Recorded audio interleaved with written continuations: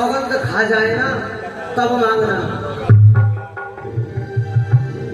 अब तू एक काम कर, कोप भवन में जाके लेट जा मैले वस्त्र पहनकर, ठीक है?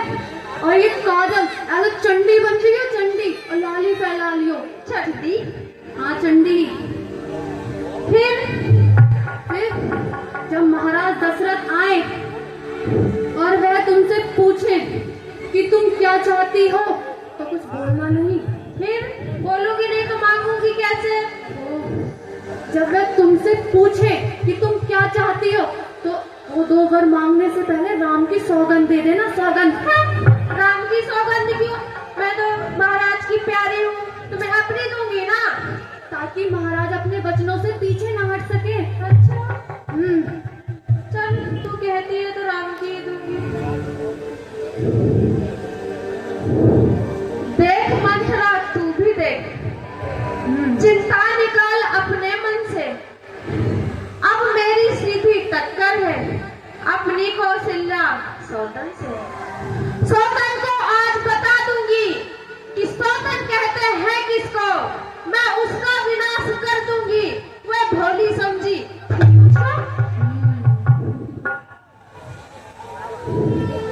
और सुनो, महाराज की चिकनी चुपड़ी बातों में मत आ जाना। जिस राम का राज तिलक होगा उस वन की खाक चटा दूंगी।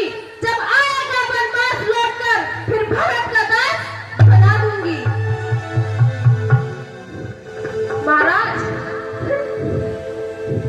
महाराज ने उफ भी किया तो ऐसी खरी सुनाऊंगी।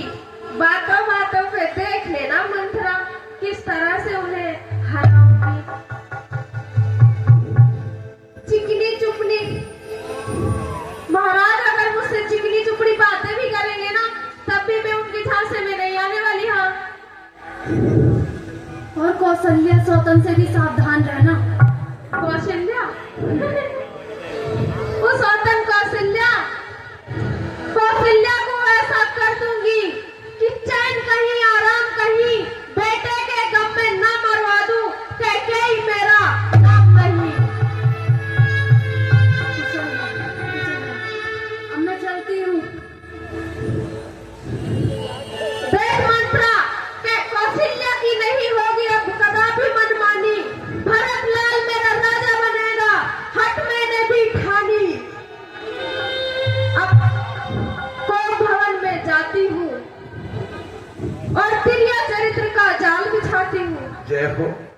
देखते ही देखते हथेली पर सरसों जमाती हूँ। बोल सियावर रामचंद्र महाराज की। देखिए साज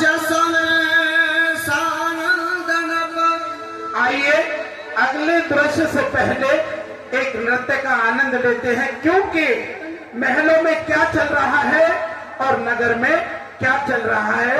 राम